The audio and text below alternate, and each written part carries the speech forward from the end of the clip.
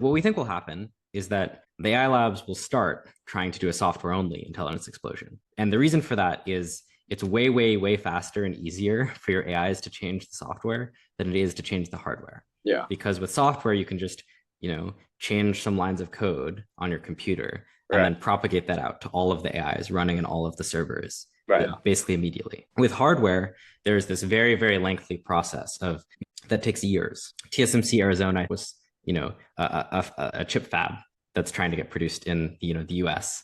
I think has been under construction for years, and they still haven't been able to. They still haven't been able to actually get it to start printing chips yet. If you can get the software intelligence explosion to work, you want to do that as an AI company because that's way, way faster, right? That could happen, on the timescales that we're talking about of less than a year. Right. If that doesn't work, then and we think it probably will work. The software only stuff, we're not sure. It sort of gets down into some very complicated, like long list of considerations. Yeah. If it doesn't work, then you're forced into a plus software intelligence explosion.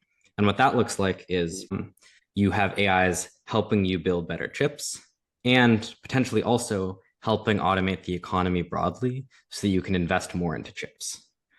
We're already in the hardware plus software intelligence explosion world. You are probably also sort of automating the whole economy in order to make the economy as a whole much, much bigger so that it can support a much bigger semiconductor industry.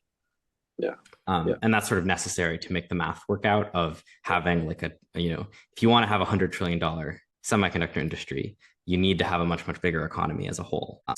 So in that world, things look much, much slower because you have to sort of eat these several year delays, these regulatory delays and like sourcing all of these complicated lasers and chemicals for etching your silicon and whatnot. Yeah, it looks like a qualitatively very different scenario if you're also needing to do a hardware explosion.